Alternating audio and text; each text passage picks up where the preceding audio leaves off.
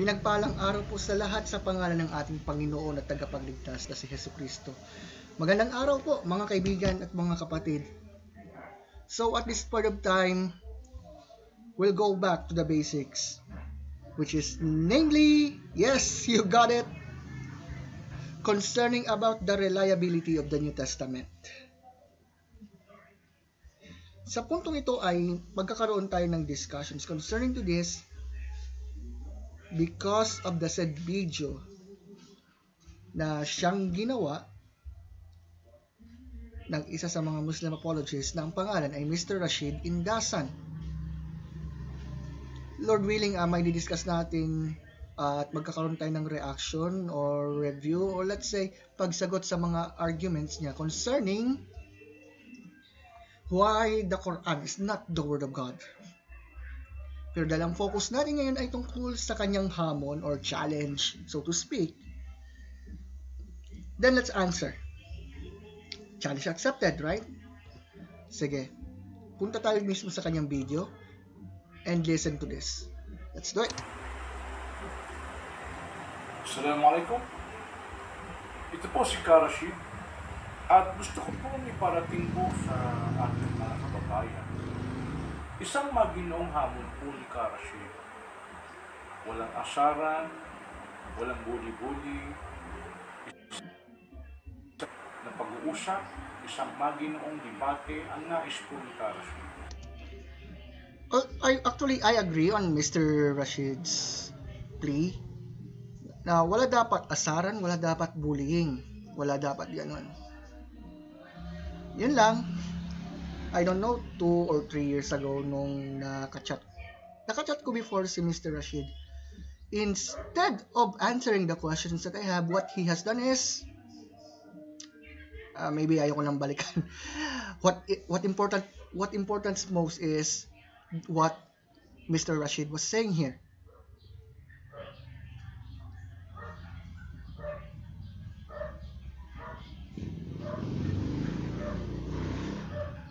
Ngayon, tingnan natin yung sinasabi niyang challenge. Let's do it.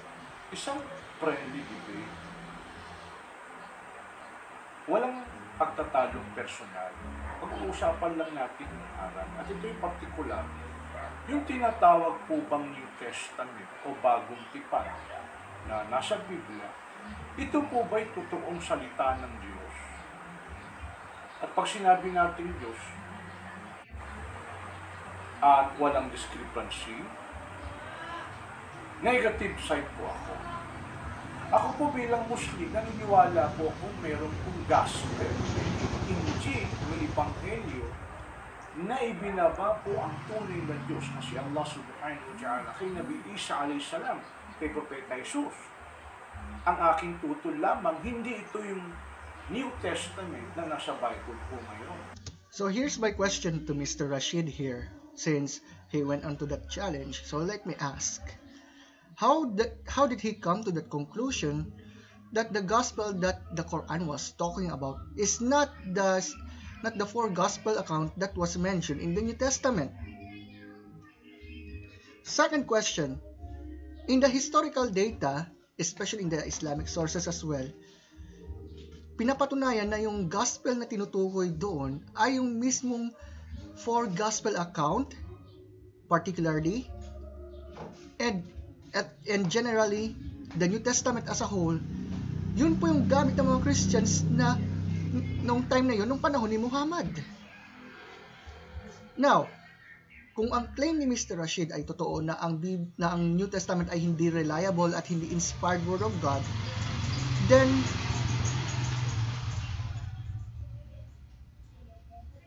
was he already contradicting Allah when Allah declared in the Quran that no one can change Allah's words? Anyway, yung mga sinulat kuno ni Mateo, ni Marcos kuno, ni Lucas kuno, ni John kuno.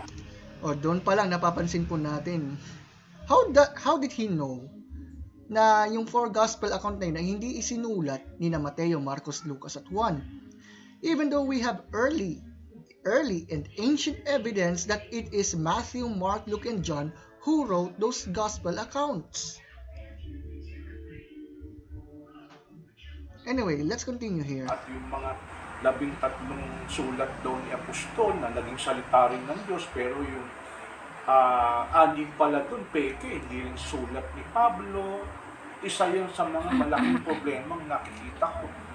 At yung sa 27 books ng New Testament, bakit yung kay Pablo pinakamatanda? Hindi naman sila nakita ni Jesus Christ talaga. How did Mr. Rashid know that Paul never met the risen Lord Jesus Christ, even though there are evidence in the book of Acts that the Apostle Paul or Saulo, he met the risen Lord Jesus. Also, let me use the same kind of questioning here. How did Mr. Rashid know that it is the angel Gabriel whom Muhammad met on a mountain? Even though there are records in the hadith na kung saan sinakal pa siya ng tinatawag na anghel na yon. Nung hindi niya nababanggit o hindi niya nasasabi yung recite na yon.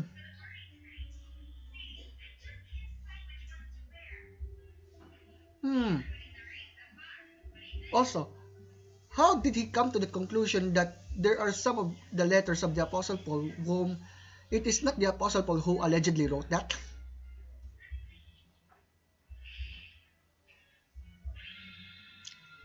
Anyway, mamaya magbibigay tayo ng reasons why the New Testament is reliable.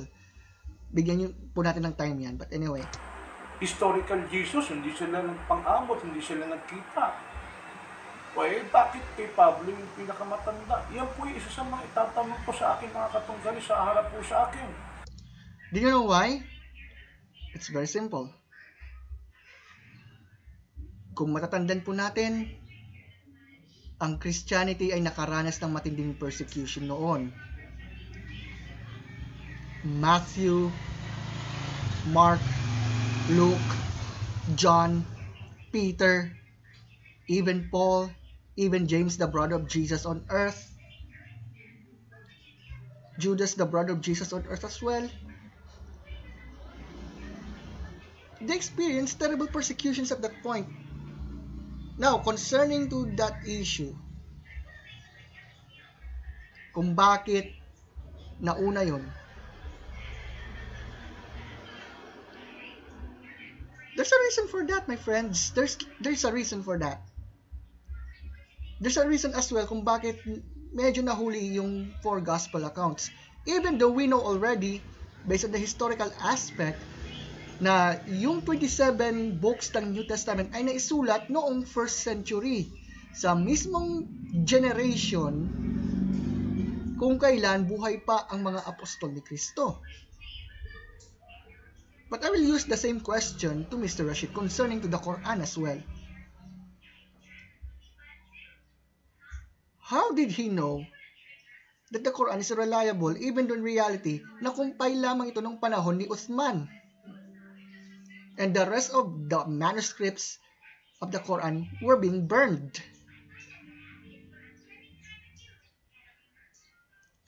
Kaya yung ilang mga Muslim scholars said they are already doubting if Muhammad really existed. Anyway. Mag-usap po tayo kasi kung mapatunayan niyo po ang New Testament ay totoong salita ng Diyos at ito po yung totoong Injil na ibinaba po ng tunay na Diyos kay Jesus Christ. At ito nga yung New Testament o bagong tipan na sinasabi nyo, yung nasa Bible, malamang tanggapin ko po ito at susundin ko po. Okay, he said that if we prove beyond any shadow of doubt that the New Testament is reliable, inspired, preserved, and authoritative Word of God, which is part of the Bible as well, hindi ba dapat noon pa man tinanggap na niya ang patotoo ng Quran na walang mababago sa mga salita ni Allah?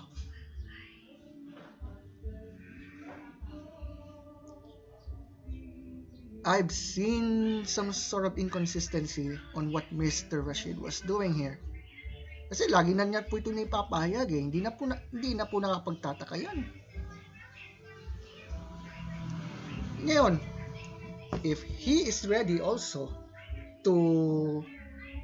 for the cross-examination, if the Quran is truly God's word, and we will show some of the Islamic sources na nagpo-prove na ang Quran ay hindi talaga preserved and authoritative na salita ng Diyos,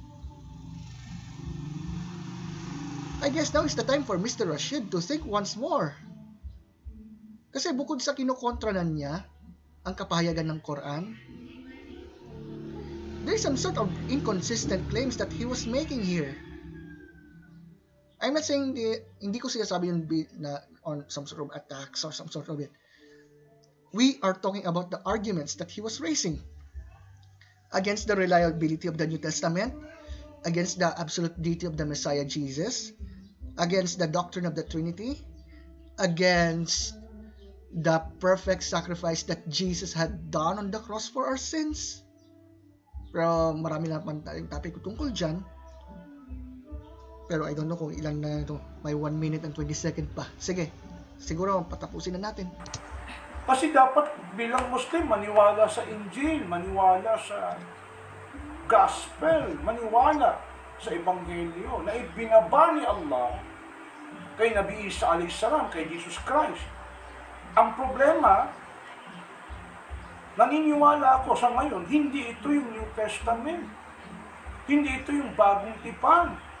How did he come to the conclusion even though he is also using the New Testament in arguing that Jesus is not God, that God is a Trinity or anyone? This is how you could see the inconsistency on the arguments of Islamic apologists here. Hindi ito sa Diyos. Sana mapamalian niyo po ako. Even though we already proved it that many times. What he was doing here is repeating the same argument without even realizing that the arguments that he was raising in is already inconsistent. Incidentally, he already contradicting the Quran. And he was saying that his God, Allah, is not all-powerful to protect His words. Yan pong nangyayari dyan. Kung napapahaba po atang pag-react po natin dyan, kaya baka hindi ko na ma-feature yung naturang discussion dyan. But if you want to, to go to the videos concerning to the reliability of the New Testament, you could visit on our presentation, which is Why Do I Believe? And then also to the channel where we analyze the claims of the Bible and the Quran. Anyway, ako po'y naghahamon sa may bukas ang isipan. We are. The problem here is, bakit kaya hindi bukas ang isipan ng ating mga kaibigang Muslim when it comes on criticizing the Quran's claims?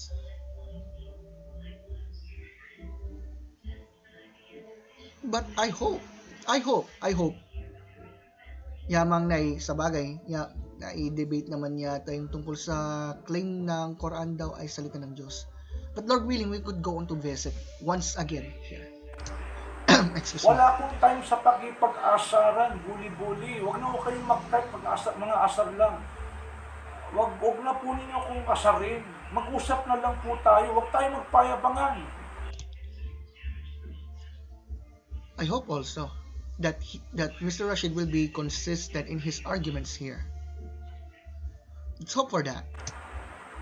Handa po akong marap sa isang maginoong face-to-face debate. Hindi ko muna po priority yung typing. Hindi po ako nakilala typist sa debate. Hanggat maaari, total medyo may kaluwagan na ngayon at recently may debate po ako face-to-face. Hindi ko priority yung online din. Na-spill ko po yung nakikita ko pong aktual harapan ng aking debate. Although maganda naman, but did you remember Christian Prince?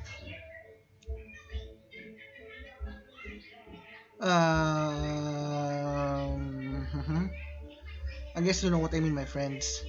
But as of now, I guess parang yun na lang, yan na, last na pala yan. Okay. So here, kung mapapansin po natin yung kanyang claims, kaagad sinabi niya na hindi reliable ang New Testament because of this, because of that. Because most of the arguments that were being raised is from skeptics, particularly atheists and agnostics. Wow! Wow and double wow. But you know what, my friends? If Mr. Rashid is consistent on what he was claiming here, then he must have to reject Islam now. Because number one, the Bible contradicts already the Quran in many ways, especially on the essential doctrine of Christianity. Second, if the claims of Mr. Rashid and other Muslim apologists are correct, that the Bible is not God's word according to their claim, then they are already attacking the Quran as well. Third, kung ang claim ng ating mga kaibigang Muslims na ang Bible daw ay puno raw ng contradiction, some sort of it, I have a question. Ano ang ibig sabihin ng contradiction?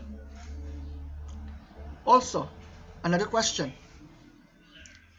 If their claim is correct, the Bible was allegedly experienced corruption, then are they claiming that Allah was lying when He said that His words will not change? Another one, how did Mr. Rashid knows that the gospel that was recorded in the New Testament is not the gospel that he was assuming? What is the meaning of the word gospel? Anyway, maybe that's all for this video.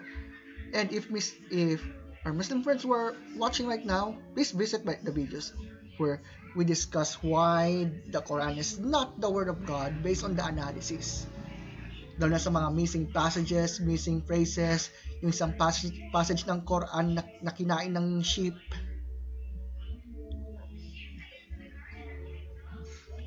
Well then, that's all for this hour. And so that yan muna. And I hope and I pray that if the Lord wills, well, sana naman ay magkaroon tayo talaga ng isang maganda at masasabi natin na hopefully respected dialogue.